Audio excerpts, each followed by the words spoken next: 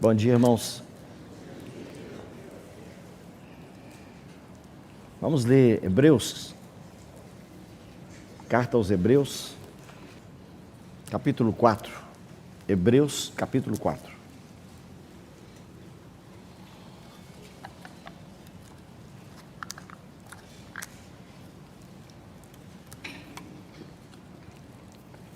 Versículo 14. Hebreus 4, 14. Tendo, pois, a Jesus, o Filho de Deus, como grande sumo sacerdote que penetrou os céus, conservemos firmes a nossa confissão, porque não temos sumo sacerdote que não possa compadecer-se das nossas fraquezas. Antes, foi ele tentado em todas as coisas, à nossa semelhança, mas sem pecado. Acheguemo-nos, portanto, confiadamente, junto ao trono da graça, a fim de recebermos misericórdia e acharmos graça para socorro em ocasião oportuna. Vamos ler apenas esse versículo, depois nós vamos prosseguir. Senhor, mais uma vez nós chegamos diante de Ti para agradecer e louvar e bendizer o Teu santo nome. Te agradecemos por tudo que o Senhor já fez até aqui, durante essa semana, e colocamos ainda em Tuas mãos, essa tarde, à noite, a palavra do nosso irmão, que o Senhor possa concluir aquilo que o Senhor iniciou na segunda-feira. Contamos agora, Senhor, com a Tua bênção, a Tua misericórdia. O Senhor nos conduza, através do Teu Espírito, na Tua palavra. Oramos pedindo tudo isso em nome do nosso Senhor Jesus Cristo. Amém. Irmãos, realmente o que sobrou para mim falar para os irmãos ainda hoje é muito grande, muito extenso. Então eu tenho que saber como usar esse tempo que o Senhor tem nos dado agora pela manhã. Nós paramos ontem, mencionando para os irmãos, mostrando para os irmãos o significado do propiciatório. E vimos alguns versículos no Antigo Testamento, Crônicas, Samuel, Salmos, que nos falam que o Senhor está assentado entre os querubins. Outro versículo diz que Ele está entronizado. Na verdade, eu estava olhando hoje pela manhã, eu não tinha examinado exatamente a palavra no original, mas parece que todos esses lugares que menciona, assentado, entronizado e habita, é a mesma palavra hebraica. E, de acordo com o Strong, mas essa palavra é traduzida dessa maneira. Ele pode estar assentado, ele pode habitar. Todas essas traduções, elas são aceitas. E o propósito qual era de mostrar para os irmãos? O que eu tinha em vista? É de nós podermos chegar até esse texto de Hebreus que nós lemos agora, que há um trono da graça, há um trono da graça, há um trono de misericórdia, e também há um assento de misericórdia, porque nós vamos concluir hoje exatamente fazendo uma comparação entre o assento de misericórdia e o assento de juízo, que é o tribunal de Cristo e a misericórdia, o trono da misericórdia. Nós vamos, no final, no tribunal de Cristo, naquele dia do acerto com o Senhor, quando teremos que prestar conta de tudo que fizemos, através do corpo, seja bem ou mal, nós vamos, aí a misericórdia vai ter o seu lugar de tremenda importância. Então, só para os irmãos terem uma ideia, a palavra hebraica, kezed, não sei se a pronúncia é correta, mais ou menos isso. E ela aparece com outras maneiras, outros vocábulos. Pode ser quem lá, pode ser kazid, pode ser kazad, pode ser canã. Irmão, eu contei só o que eu compilei. Só o que eu compilei, de acordo com a concordância do Young. 254 vezes a palavra misericórdia ou misericordioso, com tradução dessas palavras que nós mencionamos, Hakum, Hakem, Hakamim, Então, irmãos, são muitos textos no Antigo Testamento que nos falam dessa misericórdia de Deus. É uma ênfase muito grande para nós, ok? Isso foi o que nós compartilhamos. No Novo Testamento, a palavra já não é mais essa, a palavra é eleos, ou elemon, e também tem a palavra oikitirmon. As palavras fáceis da gente falar, né? Oikitirmos, oikitiro, tudo traduzido como misericórdia, bondade, benevolência, ter piedade, ter misericórdia, mas tem uma palavra, irmão, que é muito forte. É aquela que eu sugeri, se você quiser colocar na sua filha, quando você tiver. Tá? Nome lindo, Splankna. Tá? Gostou? Então escreve aí, anota aí, ó. Irmão, essa palavra no Novo Testamento é o termo que o Espírito Santo escolheu para falar exatamente da misericórdia, mas no sentido de entranhas. Está vendo? E os irmãos vão ver que, lamentavelmente, em alguns textos, essa palavra foi suprimida, ficou escondido o significado verdadeiro. Por exemplo, na carta de Paulo a Filemon, o irmão não imagina o que Paulo falou para o Filemon, a respeito do Onésimo, de como Filemon deveria receber o Onésimo. O que Paulo pediu, ele usou essa palavra, splankna, ou splankinizomai, que é o verbo, né? Então, irmãos, é muito, muito, muito significativo. Agora, para nós entendermos a questão do propiciatório, então eu pedi aos irmãos que ajudassem, eu trouxe uma transparência, não sei se dá para a gente ver corretamente, mas você vai poder entender pelo menos como é que era o propiciatório que ficava em cima da arca. E essas duas peças também são separadas. Você vai ver a arca e você vai ver o propiciatório que era colocado por cima. Então eu vou pedir o nosso irmão para nos ajudar, só para a gente já iniciar. Ó, que beleza, ótimo. Esse de cima, da esquerda, esse é o candeeiro, né? É o candeeiro. E a outra foto é o sacerdote já dentro do Santo dos Santos, com a parte da arca embaixo, tá vendo? E o propiciatório por cima. Lá você vê que aquelas duas laterais assim em cima, aquela parte de cobertura, são as asas dos querubins, tá vendo? Então, irmão, a outra foto, irmão, por favor, que é só do propiciatório. Tá, essa é uma foto menor. Tá, por favor, a outra. Essa maior aqui, ó. Tá vendo? Então, os irmãos, olhem bem, na parte de baixo você tem a arca da aliança, com os varais, que eram usados para carregar nos ombros dos levitas, né? E em cima você vê que tem uma espécie de uma coroa, tá vendo? Então, dali para cima é o propiciatório, tá? A parte de baixo, ela é feita de madeira e de ouro. Por quê? Porque ela representa a pessoa do Senhor Jesus, que ele era homem, que é o significado da madeira, e ele era Deus, que é ouro. Mas, irmão, o propiciatório é feito todo de ouro, igual o candeeiro que apareceu na primeira foto ali. São as duas peças que são feitas totalmente de ouro. Só que o propiciatório, na questão de peso, ele é maior do que o candeeiro. O candeeiro era feito de 1 talento de ouro, que era 40 quilos. Mas o propiciatório, irmão, ele era feito, tá vendo? A parte do propiciatório é o que cobre a arca. E por cima, os querubins. Era feito de uma peça só, e a palavra de Deus diz que era feito de ouro batido. Tá vendo? Não tem como fazer cópia. Cada uma é uma peça separada. O candeeiro é a mesma coisa. Tá vendo? Indicando para nós, irmão, que a igreja não pode ser copiada. Tá vendo? Os irmãos lembram dos 7 candeeiros lá de Apocalipse, capítulo 2 e 3. São as 7 igrejas. Ok? Então, irmão, só para a gente ter uma ideia do que é essa peça tão importante. Tá vendo? Os querubins, né? Depois, se algum irmão tiver interesse, eu tenho essa transparência na minha bolsa, né? Os irmãos podem fotografar se quiser, para levar para casa, né? Se você tem um celular, que hoje quase ninguém tem celular, muito difícil, mas quem tiver, né? Você pode bater uma foto e levar, porque é muito interessante, muito, muito significativo. Ok, irmão?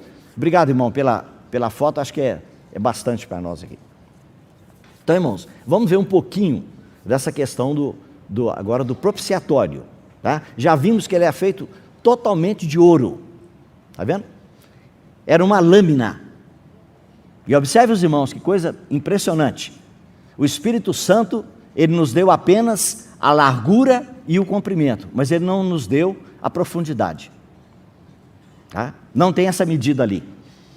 Não temos como dizer que era 2 centímetros, 3 centímetros ou 4 centímetros. Mais ou menos, né, se o meu cálculo está certo, tinha mais ou menos 111 centímetros de comprimento e 66 de largura. Exatamente o mesmo tamanho da arca. Está vendo? Então, irmão, o propósito do propiciatório era cobrir aquilo que estava dentro da arca. Não esqueça disso, irmão. Esse é o ponto importante. Que ali dentro da arca estão as tábuas da lei. Está vendo? E o Senhor disse que a lei é santa, justa e boa. Não há problema com a lei. Só que Paulo chamou da lei ministério da morte. A lei não pode nos ajudar, ela condena. Ela fala da justiça de Deus, ela fala da verdade de Deus, fala da retidão de Deus. E o Senhor sabe que se fôssemos nós, tivéssemos que encarar todas as tábuas da lei, todos estamos condenados. A lei veio através de Moisés, mas a graça e a verdade através de Jesus Cristo. Então, irmão, por isso que o Senhor agora vai colocar o propiciatório por cima, está vendo? E não deve ser retirado. Se ele for retirado, como aconteceu lá em Bet-Semes, imediatamente nós estamos expostos ao julgamento da lei. E aí, irmão, nós começamos a entender por que o Senhor vai dizer para nós tantas vezes no Novo Testamento que nós devemos ser misericordiosos. Está vendo? Por que nós devemos ser misericordiosos? Se você não é misericordioso, sabe o que significa? Você está tirando a tampa. Você está tirando o propiciatório. Você está tirando a proteção. Você está tirando a misericórdia de Deus da sua vida. E aí Tiago diz, aquele que não usou de misericórdia, o juízo também será para ele sem misericórdia. Não esqueça, irmão, existe um julgamento para o povo de Deus. 1 Pedro 4,17 diz lá que o juízo começa pela casa de Deus. Não é pelos incrédulos, começa pela casa de Deus. Então, irmãos, o que é a importância para nós desse propiciatório? Então, convido os irmãos para abrirmos nossa Bíblia em Romanos capítulo 3. Romanos capítulo 3, versículo 21. Para ficar bem claro para nós o que é que Paulo está escrevendo. Mas agora sem lei. Observe, irmão. Sem lei. A lei está lá. Não é isso? Está lá dentro da arca, mas coberta, protegida, oculta pelo propiciatório. Ok? Agora se manifestou sem lei a justiça de Deus, testemunhada pela lei e pelos profetas. Justiça de Deus mediante a fé em Jesus Cristo para todos e sobre todos os que creem, porque não há distinção, pois todos pecaram e carecem da glória de Deus, sendo justificados gratuitamente por sua graça, mediante a redenção que há em Cristo Jesus. Veja agora, em Cristo Jesus, o qual, ou a quem, Deus propôs no seu sangue como, irmãos? Tá bom. Alguém tem a palavra aí, propiciatório, na sua tradução? Tem uma irmã ali atrás? Tem, por favor? Duas? Um pouquinho, os irmãos estão vendo? Irmão, a palavra propiciação está errada. Aqui não está falando do efeito, do resultado, que é apaziguar, tornar agradável, fazer paz. Não. Aqui é que Cristo foi estabelecido por Deus como propiciatório. Está vendo? Então, irmãos, a palavra aqui no grego é hilasterion, tá? E essa palavra, irmão, ela é encontrada em Hebreus, como nós lemos ontem. É a mesma palavra. Mas veja como é que ela foi traduzida em Hebreus capítulo 9.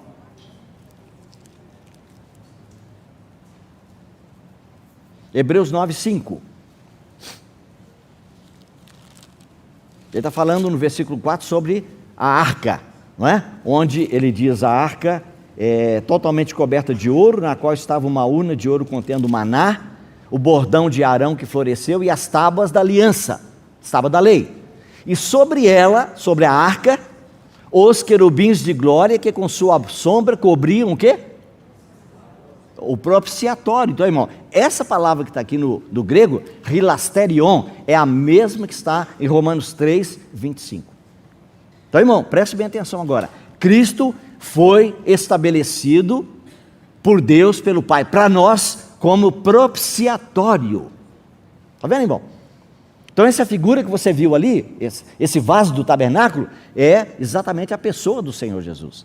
Ele é o nosso propiciatório, Ele é o nosso assento de misericórdia, Ele é o nosso trono da graça, como está em Hebreus capítulo 4 e versículo 16, está vendo? Então, irmão, essa é a importância para nós do propiciatório, está vendo? Mas na primeira carta de João, ele usou a palavra hilasmos, não é hilasterion.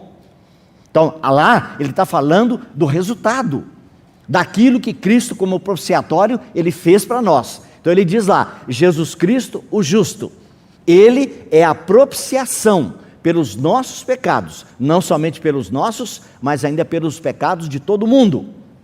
Nisto consiste o amor, não em que nós tenhamos amado a Deus, mas em que Ele nos amou e enviou Seu Filho como propiciação pelos nossos pecados. Bom, está entendendo? Nossos pecados nos tornam inimigos, nos colocam em guerra. Mas agora o Senhor Jesus vem e através do sangue dele, como propiciatório, ele, o que ele faz? Ele faz a paz, ele apaga, ele satisfaz a ira de Deus contra o pecado, ele satisfaz a justiça de Deus. Então, irmãos, as duas palavras, Romanos 3, 25 e 1 João 2, 2 e 4, 10 é diferente, hilasmos e hilasterion, está vendo? Então, irmãos, por que Deus agora pode estar satisfeito? Ele pode ser propiciado, pode ser satisfeito, pode ser agradado, pode ser apaziguado, como eu disse para os irmãos, esse apaziguado aqui, irmão, é de acordo com a exigência dele da lei. Cristo nos resgatou da maldição da lei, Gálatas capítulo 3, muito bem. Qual que era esse propósito? O propósito do propiciatório, como eu disse para os irmãos, já adiantei. Lá no tabernáculo você não tem cadeira. Não tinha cadeira para o sumo sacerdote, nem para os sacerdotes. Mas agora, irmão, tem um assento. Ali tem um assento de misericórdia, porque Deus foi satisfeito. Ele encontrou o descanso, ele encontrou a paz. Ele ficou satisfeito com aquela obra que o seu filho realizou. Aquele sangue que era trazido lá do altar de bronze, do lado de fora, no ato exterior, era trazido para dentro do Santo dos Santos, e aquele sangue era espargido ali, aspergido, em cima do propiciatório, naquela parte de cima do propiciatório. E ali, como Deus, ele se assenta entre os querubins, ele está vendo aquele sangue e ele está satisfeito. Irmãos, o assento de misericórdia, ou esse trono de misericórdia, ou propiciatório que nós estamos falando, está vendo? É como se fosse a figura do trono de Deus aqui na terra. Ontem eu disse para os irmãos que você encontra vários lugares, você pode pesquisar no Velho Testamento, que diz que a Arca da Aliança, irmãos, era o estrado dos pés do Senhor na terra. Está vendo? Quando essa arca, irmão, ela foi tirada do templo, né? E graças a Deus o irmão sabe, não tem nada de arca que foi levada para a Etiópia, né? Algum tempo aí apareceu uma pregadora dizendo que estava na Etiópia. Não, irmão, está lá debaixo, está debaixo do templo, lá em Israel. Entra no Instituto do Templo, já está até em espanhol agora, ou em inglês Temple Institute, ou então Instituto del Templo. E você vai ver lá os rabinos lá, aquelas pessoas, judeus ortodoxos, dizendo: nós sabemos aonde a arca está, ela foi escondida por Josias, o rei Josias. Quando o profeta revelou para ele que a nação de Judá e Benjamim tinham que ser destruídos, levados para o cativeiro, então imediatamente o que ele fez? Ele protegeu esse vaso mais importante do tabernáculo, que fala da própria pessoa do Senhor Jesus. E então ele escondeu, e ele está escondido lá embaixo.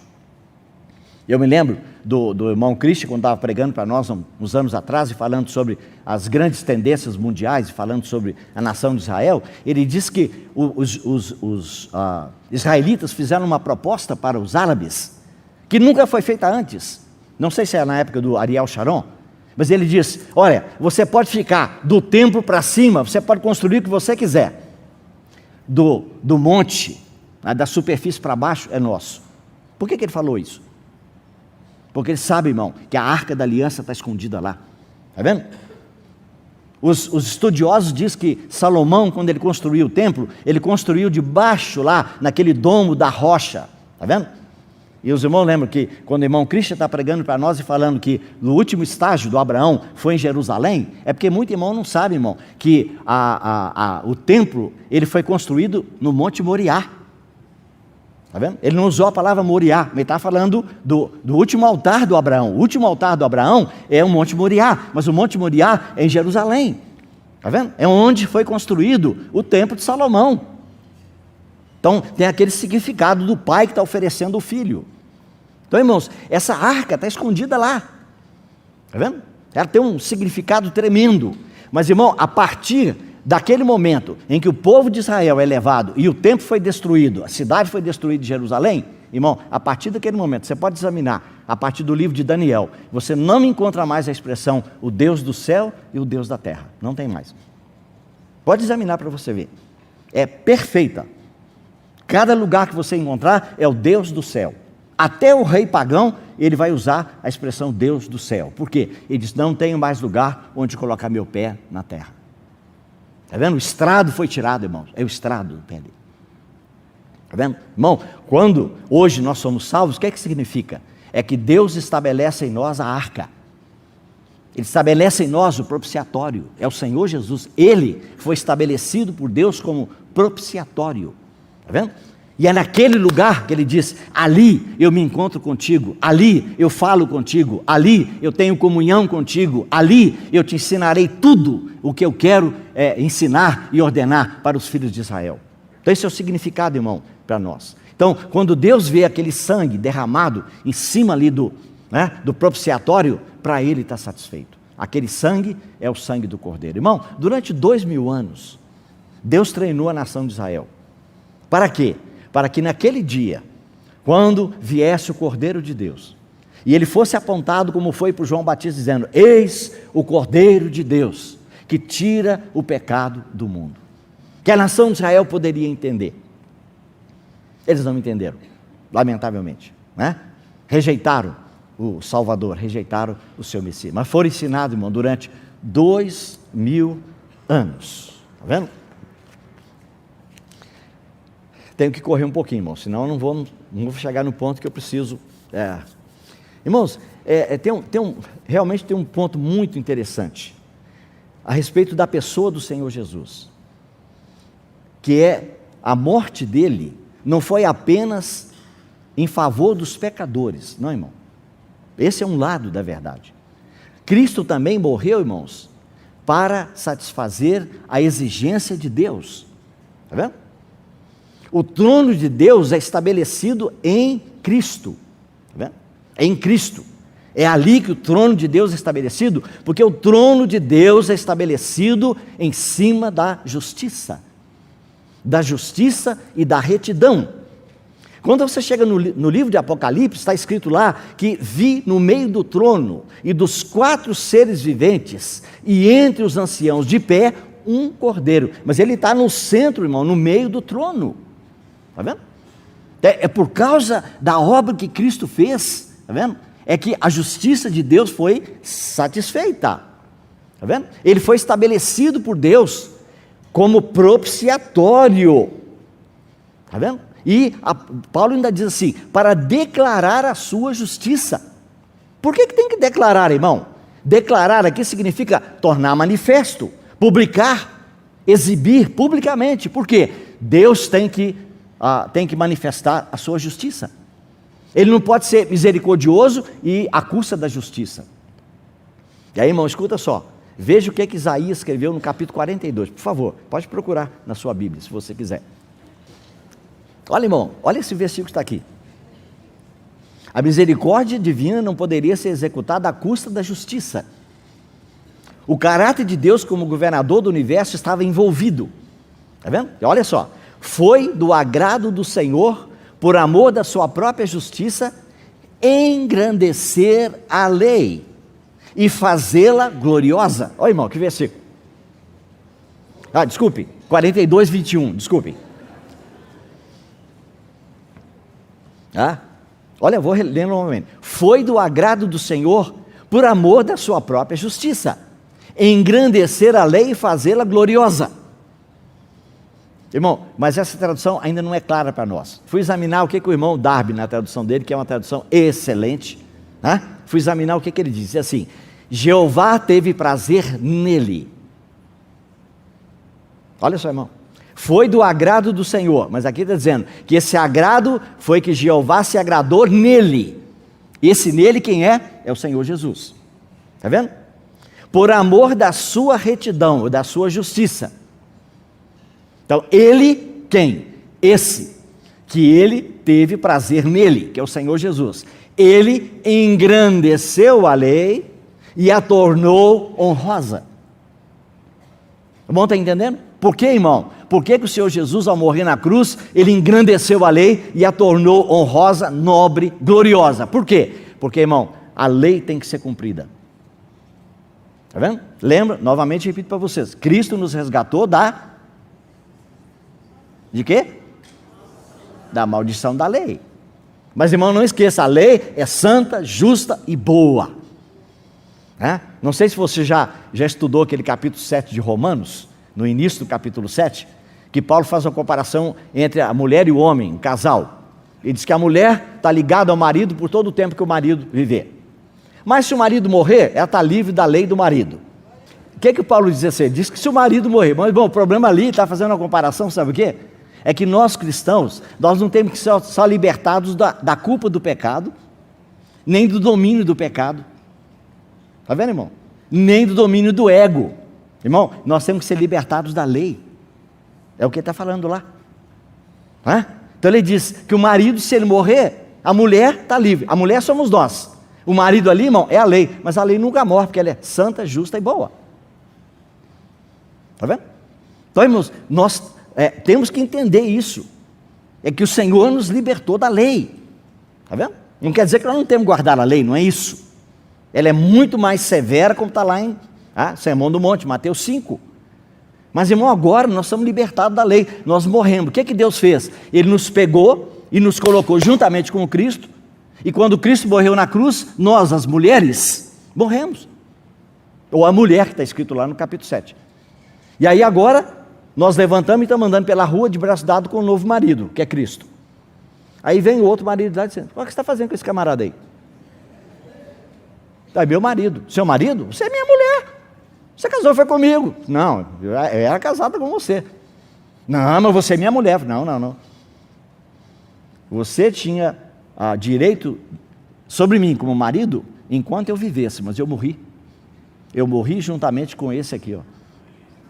Vamos entender? Leia novamente, irmão, Romanos capítulo 7, é maravilhoso. Irmão, tem cristão que caminha a vida inteira e não é libertado da lei. Está vendo? Toda vez que faz uma coisinha errada, ele vai lá diante de Deus e diz: Senhor, como é que eu pude fazer isso? Senhor, o Senhor diz: mas você não pode fazer outra coisa, não sei isso. Você acha que você pode fazer alguma coisa diferente? Agora presta atenção, irmão.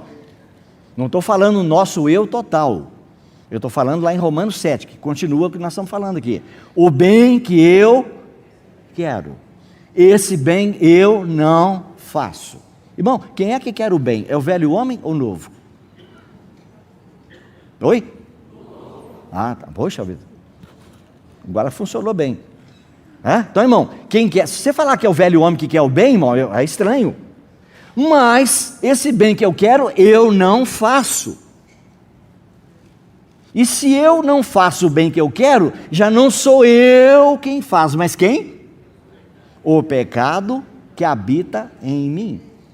Irmão, esse pecado que habita em mim, esse velho homem, essa velha natureza, irmão, não muda. Está vendo? Então, toda vez que nós cometemos alguma coisa errada, nós achamos que é o novo homem. Não, irmão, o que é nascido de Deus não peca. Ele tem a semente de Deus nele. Está vendo, irmão? E esses dois vão continuar conosco.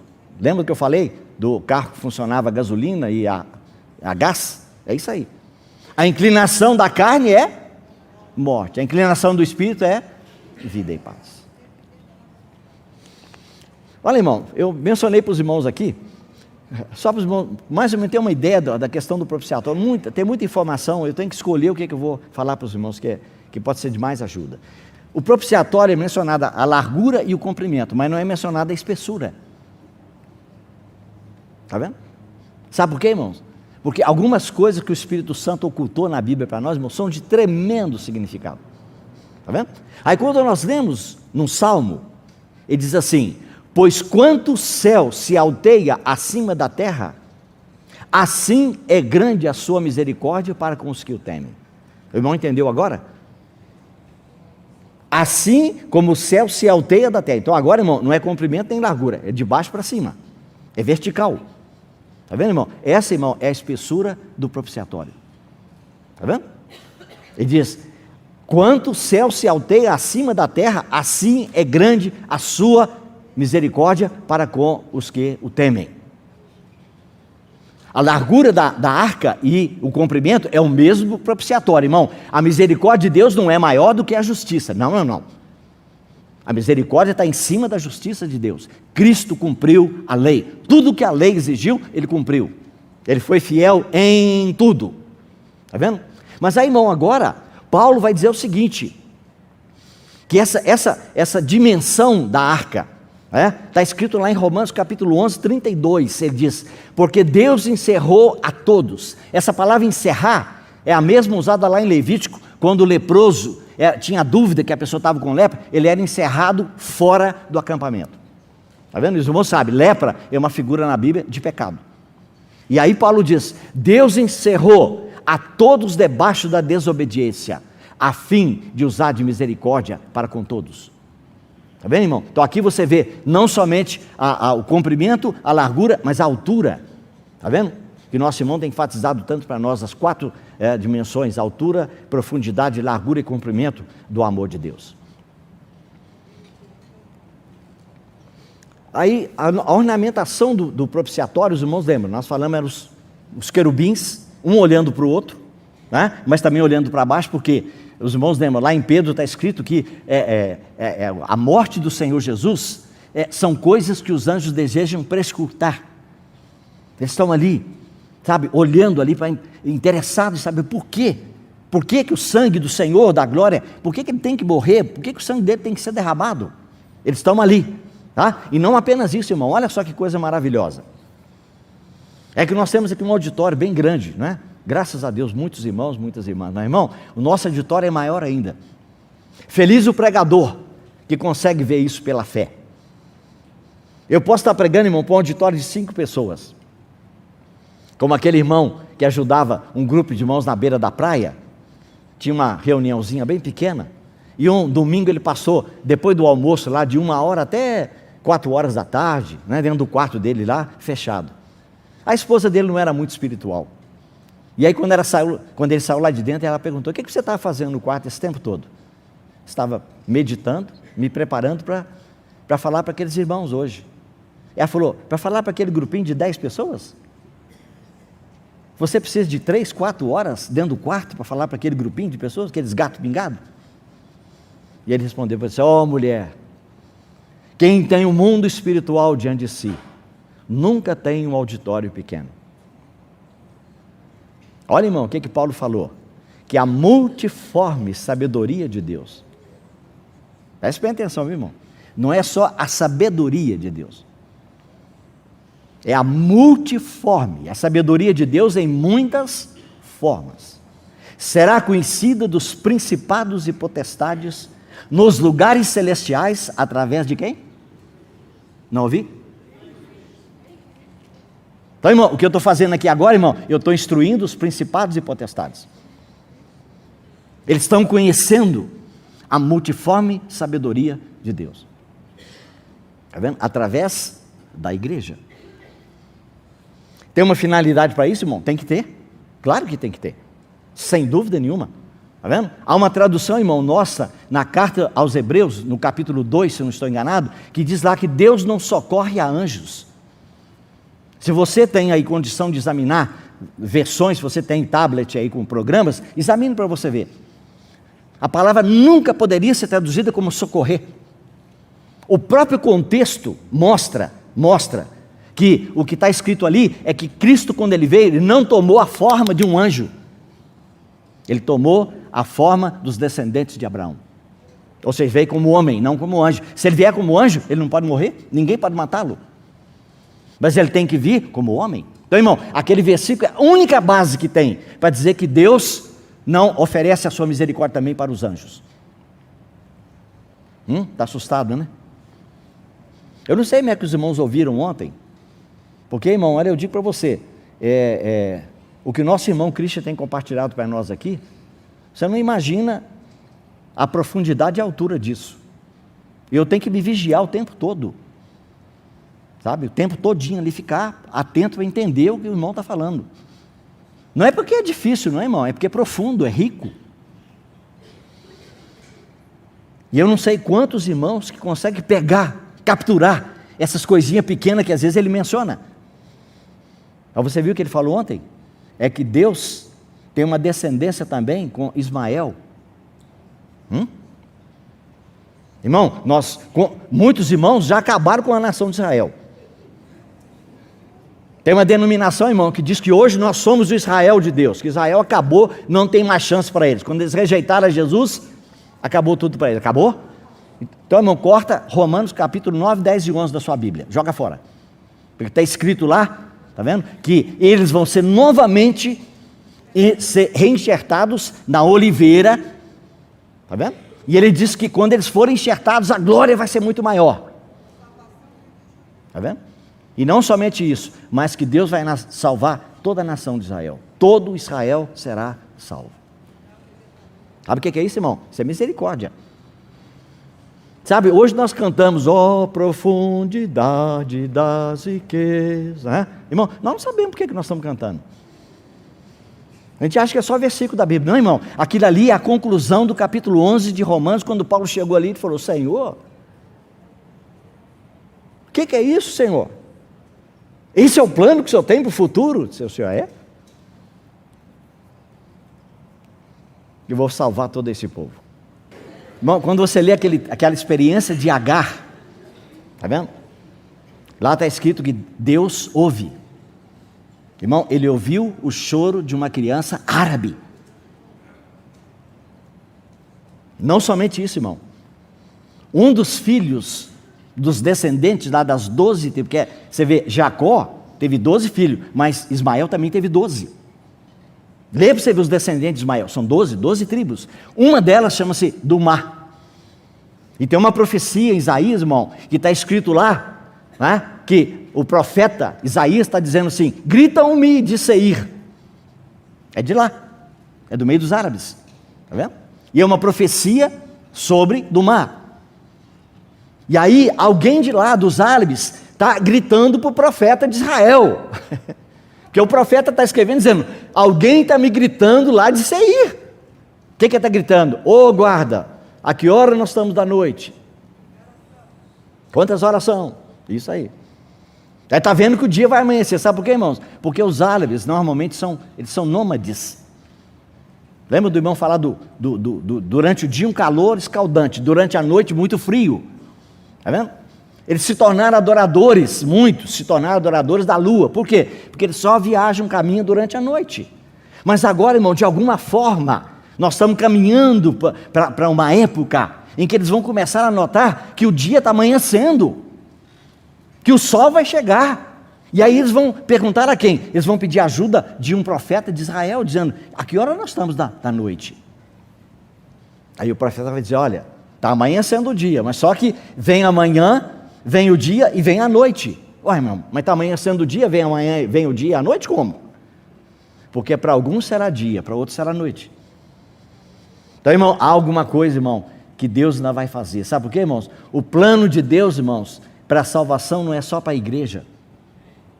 Está vendo? Irmão, nós às vezes ficamos desequilibrados. E é por isso que Romanos 11, Paulo diz assim, que a misericórdia de Deus chegou até nós gentios. E nós vamos ser mantidos na oliveira, que é a árvore da bênção para a humanidade. Essa árvore da bênção ali, irmão, é Abraão. Em ti serão benditas todos o quê? Está vendo? Uns falam nações, irmão, mas está escrito que também que é cada família. Todas as famílias da terra serão abençoadas. Mas Paulo diz assim, se você permanecer na bondade de Deus, se nós, como cristãos, não permanecermos, nós também seremos arrancados. Vamos perder esse privilégio.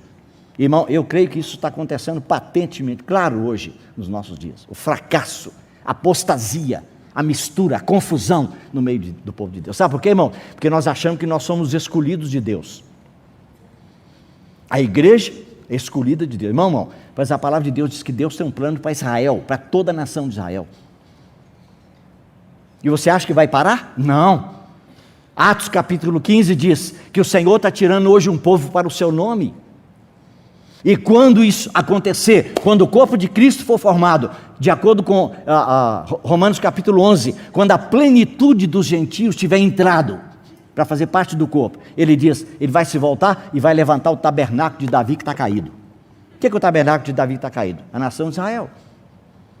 Está vendo? Tem irmão que não chega nesse ponto, mas, meu irmão, bem-aventurado aquele que chega e vê que Deus ainda tem uma obra para ser feita na nação de Israel. Mas, irmão, parou? Ele disse, não. Ele diz, quando Deus levantar a igreja e levantar Israel, ele diz, para que os demais homens busquem ao Senhor, a saber, os gentios, sobre os quais o meu nome tem sido invocado. Irmão, os seminários hoje no Brasil e no mundo inteiro ensinam o quê? Que quando aconteceu o arrebatamento da igreja, acabou a era da graça. O Espírito Santo será tirado da terra. Quando você chega no final do Apocalipse, diz lá que tem irmãos que perderam o pescoço. Foram decapitados por causa do testemunho de Jesus, por causa da palavra de Deus, porque não receberam o sinal da besta. Irmão, isso aí a igreja foi arrebatada. Como é que você pode ter uma pessoa que dá o pescoço para ser cortado na época do anticristo, por amor à palavra de Deus e ao testemunho de Jesus, sem o Espírito Santo e sem a graça? Hoje, com o Espírito Santo e com a graça, nós não damos uma unha. Você falar que tem que arrancar uma unha, a gente sai correndo. Eles cortaram o pescoço. Então, irmão, essa graça, irmão, não passa, ela não acaba nunca. Nunca. Irmãos, a única pessoa que poderia ficar diante de Deus, de acordo com os 10 mandamentos, de acordo com as tábuas da lei, essa pessoa é o Senhor Jesus. Ele é o único que poderia dizer, eu estou aqui, diante do Pai, diante do Criador, em mim nada pode ser encontrado que contraria a vontade dEle, os mandamentos dEle. Quem de vós me acusa de pecado? Quem de vós me argue de pecado? Ninguém. Mas, irmão, esse que guardou, de acordo com o Salmo 40, que a lei estava dentro do seu coração, irmão, ele se colocou na posição de receber todo o julgamento, tudo aquilo que deveria cair sobre nós, como o nosso irmão terminou falando hoje pela manhã, irmão Romeu.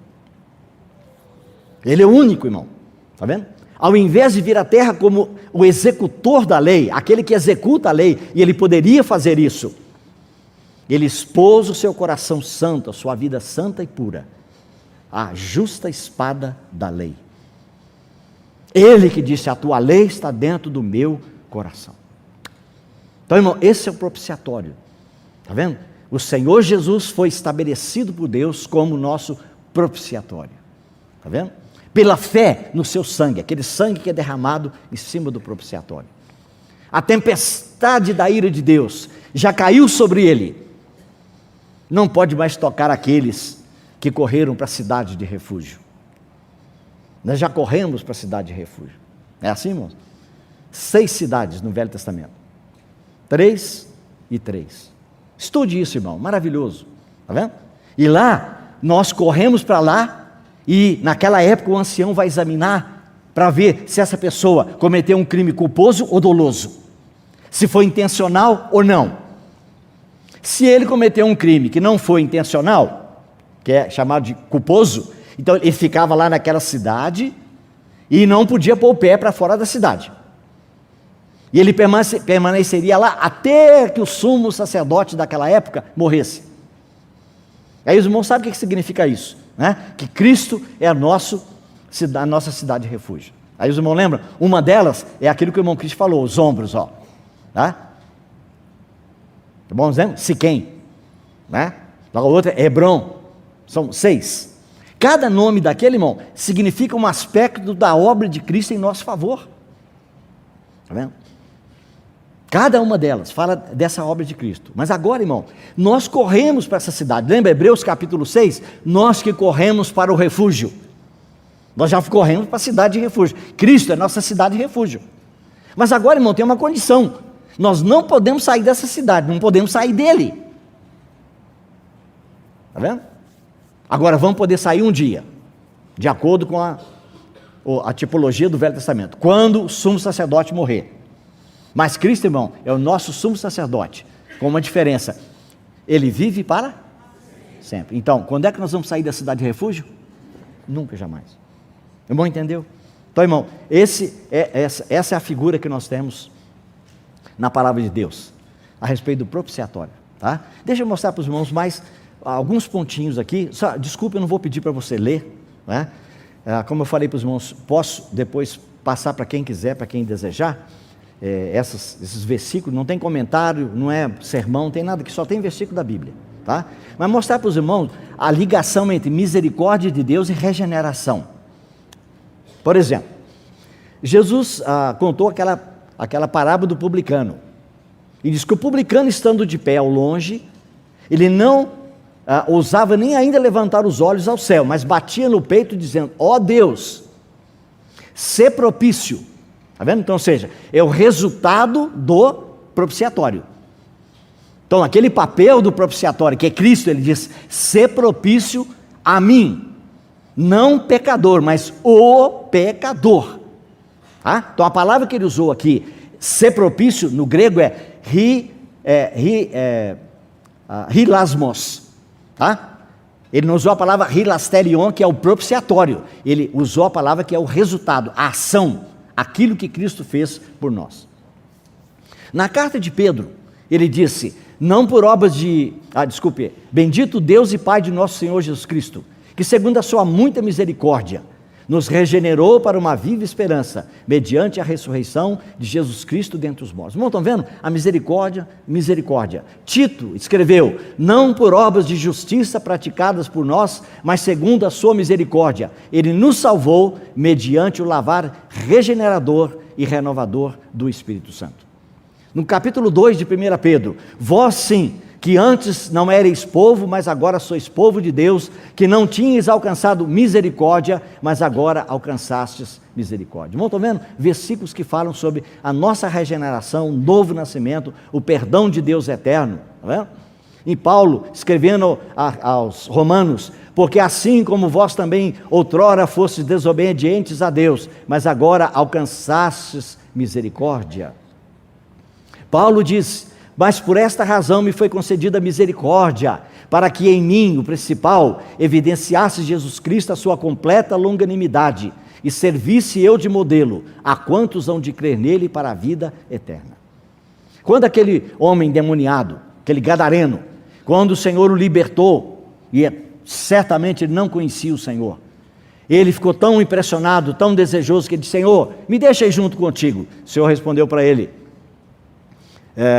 o Senhor, porém, não lhe permitiu, mas ordenou-lhe: vai para a tua casa, para os teus, anuncia-lhes tudo o que o Senhor te fez, e como teve misericórdia de ti. E aí, finalmente, para a gente poder entender a ligação entre misericórdia e regeneração, a parábola daquele credor incompassivo. Foi perdoado em 10.000 talentos, mas não perdoou o seu conservo, que devia 300 denários. Então, irmão, isso aqui é só para os irmãos verem. O início da nossa carreira é tudo em cima da misericórdia de Deus, sabe? Das ternas misericórdia, da misericórdia das entranhas de Deus por nós, ok? Muito bem. Com respeito à misericórdia, quando a palavra de Deus diz: bem-aventurados os misericordiosos, porque eles alcançarão misericórdia. Eu quero ler para os irmãos algumas palavras que eu copiei de um autor chamado Oswald Sanders. né, num pequeno comentário dele sobre Mateus, sobre o Sermão do Monte. Ele diz assim: a misericórdia é sempre oferecida aos que não a merecem. Se fosse merecida, não seria mais misericórdia, mas simplesmente justiça. É possível ter paixão pela justiça e ao mesmo tempo é possível ter paixão pela justiça e ao mesmo tempo não ter misericórdia, nem compaixão daqueles que precisam dessa misericórdia. A misericórdia é a capacidade de participar da condição do outro, sofrer pelo que ele sofre e se condoer pelo seu problema. Irmão, está entendendo? É isso, irmão, que Deus, quando fala que Deus é misericordioso, a misericórdia dele conosco, é isso que ele faz. Nós somos voltados naturalmente, mais voltados à censura do que à misericórdia. Por isso, devemos examinar nossos próprios procedimentos e atitudes para ver se realmente somos misericordiosos. A justiça, ela pode ser fria, severa e insensível. Por isso, nessa bem-aventurança, Jesus fala da felicidade daquele que tem compaixão. A nossa natureza caída se manifesta mais na crítica e na retaliação, ou seja, de dar de volta aquilo que alguém nos fez, do que na misericórdia. A piedade pode ser algo estéril. Para que a piedade que sentimos por alguém se torne misericórdia, ela deve passar de uma simples emoção a uma ação cheia de compaixão. Misericórdia não é apenas um sentimento de compaixão, ela se expressa em atividade misericordiosa. Está vendo? Nós precisamos andar 1 quilômetro no sapato dos outros, precisamos entrar nos sentimentos deles e depois agir de acordo com isso. Aliás, sugiro para você, se você quiser entrar no YouTube, né, procure lá uma canção evangélica, foi gravada por Elvis Presley, chama-se Walk a Mile in My Shoes, né? Ande uma milha no meu sapato. É um cântico voltado para isso aqui, irmão. Nós temos, para julgar as pessoas, você tem que entrar naquele sentimento da pessoa, na experiência da pessoa, ou seja, a figura de você calçar o sapato dela para ver se lá dentro tem pedra, se tem pedra ou prego. A misericórdia, embora ela não tolere o pecado, ela se esforça para consertar os estragos do pecado. A misericórdia encoraja os que caem a começar de novo. Por exemplo, irmão, você já viu alguma vez um irmão ou uma irmã que está lidando com uma pessoa que caiu em pecado? E às vezes um pecado grave, pecado sério. Você já viu alguma vez um filho de Deus que está lidando com uma pessoa que está numa situação dessa de miséria? Como eu disse para os irmãos, a palavra misericórdia é miséria mais coração, ou um coração que se condói pela miséria. Você já viu algum irmão, algum cristão, que chegou perto do irmão ou da irmã e disse: olha, irmão, você cometeu um pecado muito grave, você feriu o coração do Senhor, seu pecado é muito grave, mas como nós somos irmãos, como nós somos membros do mesmo corpo, nós somos membros uns dos outros, irmão, eu quero ajoelhar, eu quero dizer para o Senhor: Senhor, o pecado do meu irmão é o meu pecado, não foi ele que pecou, nós pecamos. Irmão, alguém na Bíblia, você lembra que fez isso? Alguém já falou? Quem? Daniel. Está vendo? Esdras também falou, mas Daniel, irmão, você lê a oração do Daniel, capítulo 9, é impressionante. Nós pecamos, mas como, irmão? Ele era um jovenzinho, ele não tem culpa de nada daquilo. Sabe o que é isso, irmão? No livro de Levítico, quando Moisés chegou, depois que os filhos de Arão foram fulminados e morreram, quando Moisés chegou e perguntou: Arão, cadê a oferta pelo pecado? Aí o Arão disse: eu queimei. Se você não comeu a oferta pelo pecado, irmão, Arão tinha que comer a oferta pelo pecado. É isso que eu estou falando aqui para os irmãos, o meu entendimento. É você sentar, ajoelhar com o irmão e dizer: Senhor, o pecado do irmão é meu pecado. Senhor, o pecado dele é muito grave, eu quero dividir com ele. É por isso, irmão, que Paulo, em Gálatas capítulo 6, diz assim: se algum irmão foi apanhado numa falta, vós quem? Vós quem? Não lembro? Vós que sois espirituais, encaminhai o tal com espírito de mansidão. para que também você não seja tentado. Está vendo, irmão? Então, irmão, isso é misericórdia. Receber misericórdia, irmão, e reter a misericórdia, de acordo com Mateus 18 na parábola, é perigoso. Se nós formos alvos da misericórdia, também seremos misericordiosos. Aqueles que relutam em mostrar aos outros a misericórdia que receberam tão abundantemente de Deus, ficam numa posição perigosa. Está vendo? No curso da justiça, nenhum de nós poderia ver a salvação. Nós oramos pedindo misericórdia, e essa mesma oração ensina a todos nós que devemos retribuir os atos de misericórdia. Irmão, sabe quem escreveu essas palavras agora, essas últimas? Você não vai acreditar. Shakespeare. Isso aqui apareceu, eu copiei, não sei de onde que é, eu nunca li, né? Shakespeare mal conheço, mas está escrito lá que é no Mercador de Veneza. No curso da justiça, nenhum de nós poderia ver a salvação. Nós oramos por misericórdia, e essa mesma oração ensina a todos nós que devemos retribuir os atos de misericórdia. Olha, irmão, deixa eu só te mostrar rapidamente, vou só citar para os irmãos aqui.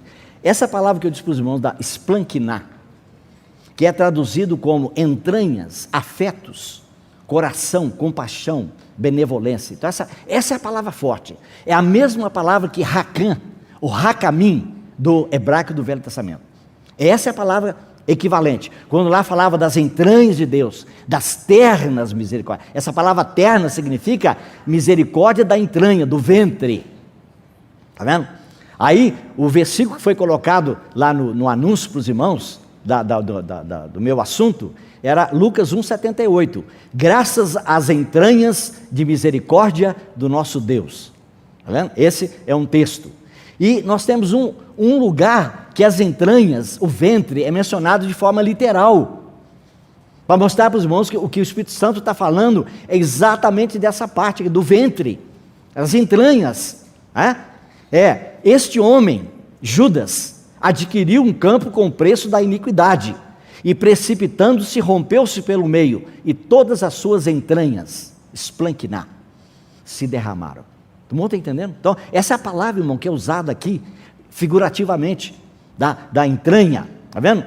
Paulo, quando está escrevendo para os Coríntios, ele diz assim: não tendes limites em nós, mas estáis limitados em vossos próprios afetos. Irmão, essa palavra afeto no grego é splanquiná. Vocês estão limitados nas suas entranhas. Irmão, muda completamente. A força da palavra é muito maior. Está vendo? E ele diz, falando de Tito, ele diz: e o seu entranhável afeto. Está vendo? Esse entranhável aqui diz, é a afeição das entranhas, do ventre de Tito por vós, cresce mais e mais.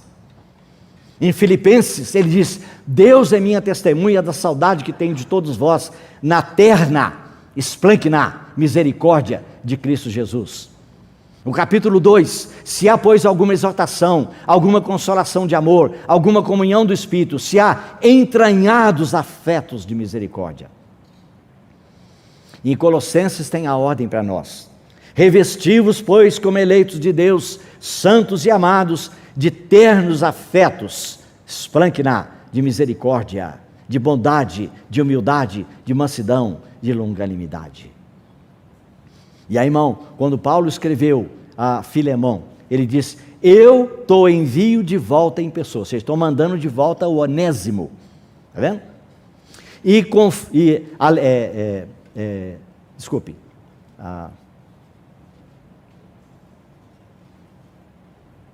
Assim, versículo 7 diz assim, do Filemão: pois, irmão, tive grande alegria e conforto no teu amor, porquanto o coração dos santos tem sido reanimado por teu intermédio. Irmão, a palavra coração aqui é splanquiná.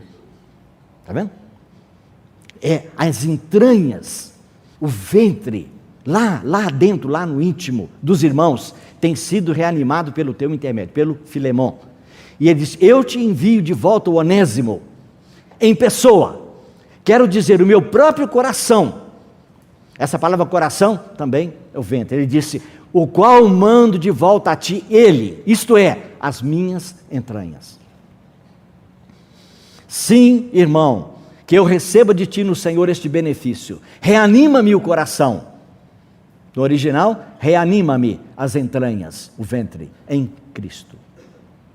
E 1 João diz: aquele que possui recursos desse mundo e vira seu irmão padecer necessidade e fechar-lhe o seu coração, esplanquinar, entranhas, como pode permanecer nele o amor de Deus?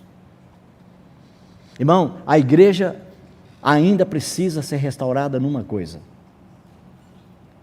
Muita coisa já foi restaurada, menos, está vendo, irmão? Isso aqui, irmão, não foi restaurado.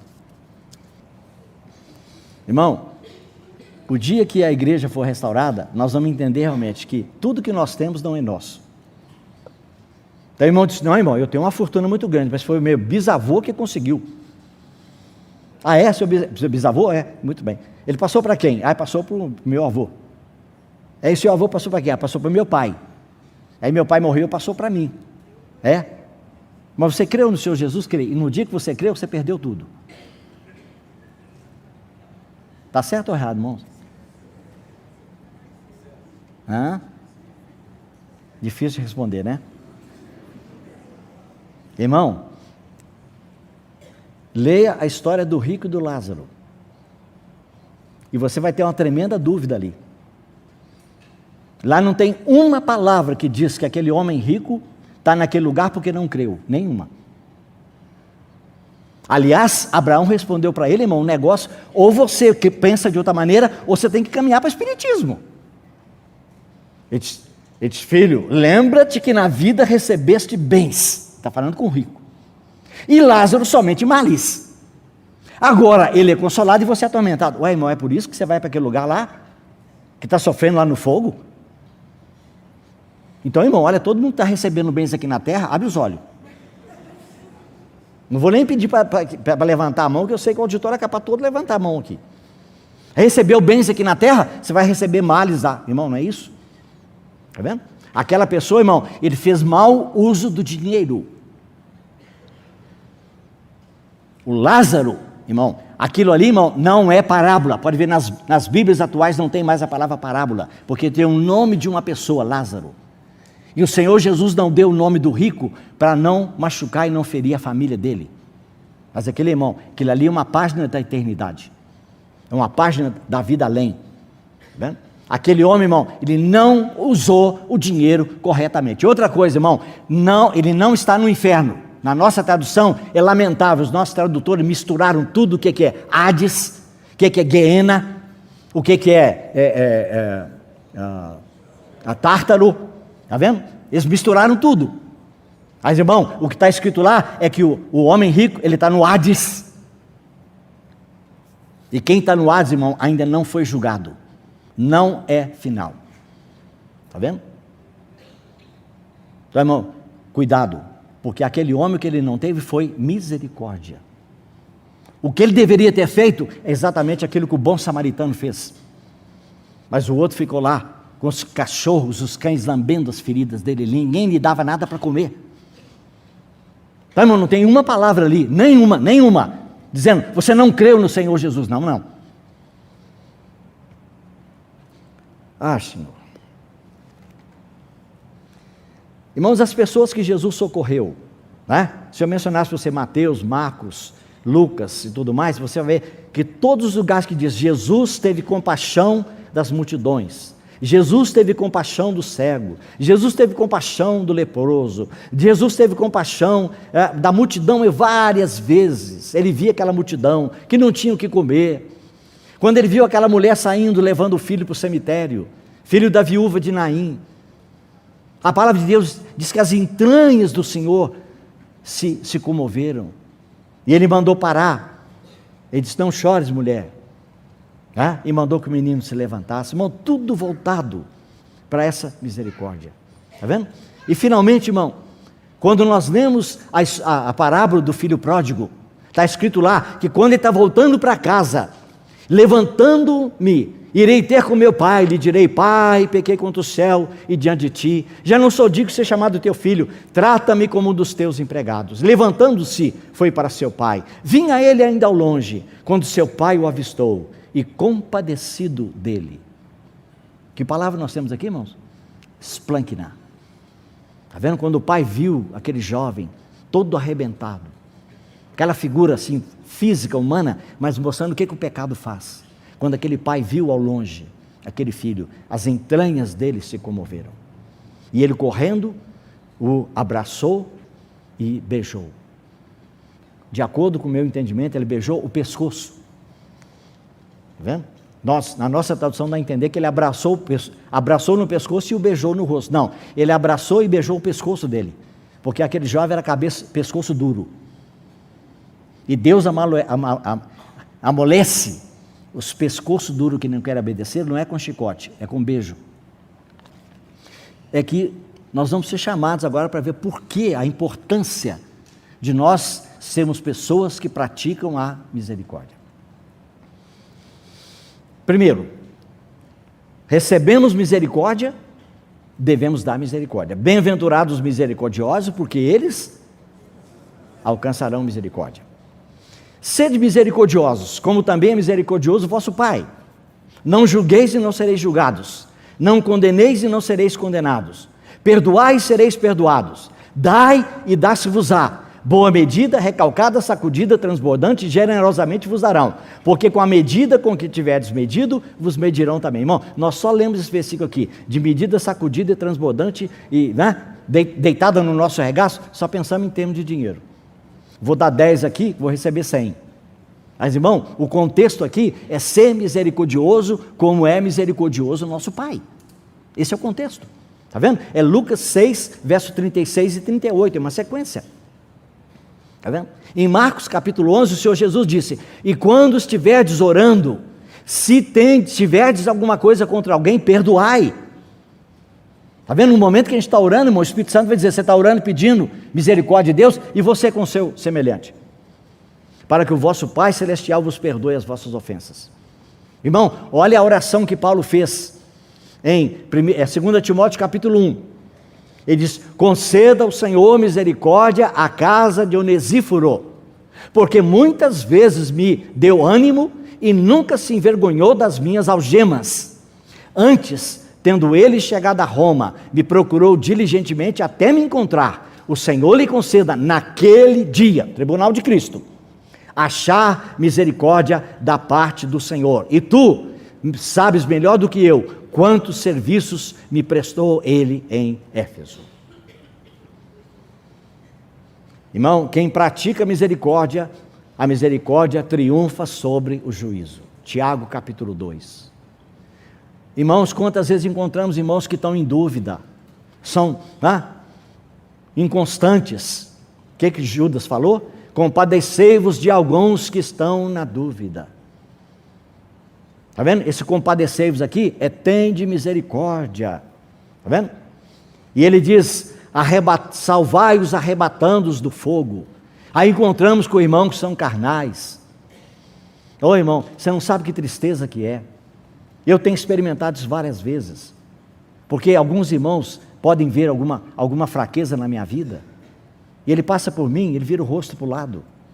E quando cumprimenta, ele cumprimenta obrigado, ele tem que cumprimentar por uma questão de não dar aparência para os outros. Irmão, que tristeza isso, que lamentável. Jesus, quando chegou perto daquele leproso, ele disse: Senhor, se quiseres pode limpar-me. O Senhor podia falar com ele: fica limpo, mas não, a palavra de Deus diz: Jesus o tocou. Está vendo? Jesus não tem medo de lepra, irmão. Deus não tem medo de lepra. Você pode entender no Velho Testamento, que o Espírito Santo registrou que Deus é o Deus de Jacó mais do que o Deus de Israel? Você acredita isso? Pega a concordância para você ver. A proporção é como se fosse 10 vezes o Deus de Israel, 20 vezes o Deus de Jacó. Mas sabe o que ele está querendo dizer? Deus é o Deus do enganador. Irmão, Deus associar o nome dele com o enganador? Deus de Daniel, Deus de Abraão, Deus de Isaac, Deus de Isaías, Deus de Paulo, tudo bem, irmão, mas Deus de Jacó? Mais do que Deus de Israel? Irmão, nós devemos ter esse coração de misericórdia, sabe? De socorrer. Não quer dizer, irmão, passar a mão na cabeça do irmão que está em pecado e desobediência, isso não. mas é passar para ele aquilo que você recebeu. Aos carnais mostra misericórdia, porque importa que todos nós compareçamos perante o tribunal de Cristo, para que cada um receba o bem ou o mal que tiver feito por meio do corpo. Tu, porém, porque julgas teu irmão, e tu, porque desprezas o teu irmão, pois todos compareceremos perante o tribunal de Cristo. Portanto, és indesculpável, ó homem, quando julgas quem quer que sejas, porque no que julgas a outro, a ti mesmo te condenas, pois praticas as próprias coisas que condenas. Romanos capítulo 2. Tudo quanto fizerdes, fazei-o de todo o coração como para o Senhor e não para homens, cientes de que recebereis do Senhor a recompensa da herança. A Cristo Senhor é que estáis servindo, pois aquele que faz injustiça receberá em troco a injustiça feita. E nisto não há acepção de pessoas. Não há crente nem incrédulo. Deus vai julgar todos, sem acepção. Não julgueis para que não sejais julgados, pois com o critério com que julgardes sereis julgados, e com a medida com que tiverdes medido, vos medirão também. Ora, se invocais como Pai aquele que sem acepção de pessoas julga segundo as obras de cada um, portai-vos com temor durante o tempo da vossa peregrinação. Não devias tu, servo, igualmente compadecer-se do teu conservo, como também eu me compadeci de ti? Porque o juízo é sem misericórdia para com aquele que não usou de misericórdia. Irmão, entrego nas mãos do Senhor essas palavras e só termino dizendo para vocês. Eu não tenho a menor dúvida que quando nós chegarmos no tribunal de Cristo, o Senhor vai mandar trazer a lista de todos os meus erros, todos os meus pecados que eu não confessei e que eu não coloquei debaixo do sangue. Os irmãos sabem, não há ninguém que escape. Se nós não confessamos, irmão, aquele pecado que nós cometemos, fica lá. E naquele dia, ele vai aparecer. Está vendo? Por isso que ele fala, injustiça feita vai ser recebida. Deus vai dar o troco. Então vai ser nesse dia. Então eu costumo dizer que a minha lista, eu não sei o tamanho que vai ser. Já viu aquelas listas que as moças escrevem para os cantores que elas amam, gostam muito? Eu te amo, eu te amo, eu te amo, e vai abrindo aquela papelada assim, ó, não sei quantos metros. A minha é bem maior. Está vendo?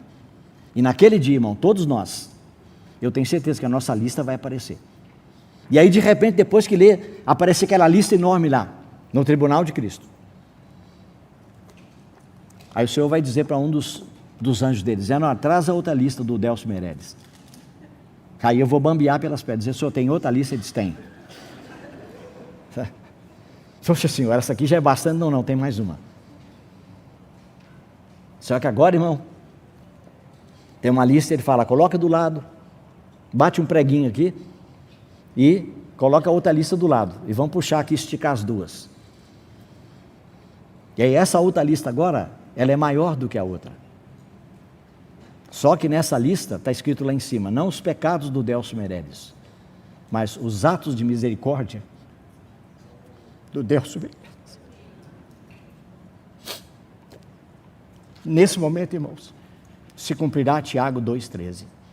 A misericórdia vai triunfar sobre o juízo. Se assim como você usou de misericórdia, sua lista está apagada. Não por causa da minha misericórdia, por causa do sangue do Senhor. Mas naquele julgamento, irmão, o juízo é vencido pela misericórdia. Deus os abençoe, irmãos. Obrigado pela paciência de me ouvir nesses dias. E, mais uma vez, repito, um grande privilégio para mim, uma grande alegria de ter estado com os irmãos aqui nesses dias. Pai, entregamos em Tuas mãos essas palavras. Pedimos que o Senhor tenha misericórdia de tudo aquilo que falamos e dissemos que não seja do Teu agrado. E voltando para casa, Senhor, que cada irmão seja ricamente abençoado pelas palavras do nosso irmão Christian, palavras do irmão Romeu e pelas minhas palavras, Senhor. Tudo que desejamos é a glória e exaltação do Teu nome. Que a Tua obra seja completada na vida do Teu povo, a Tua igreja seja edificada. E que os pecadores que ainda não Te conhecem possam vir ao conhecimento da salvação da grande misericórdia de Deus em Cristo Jesus. No nome dele, nós oramos agradecidos. Amém.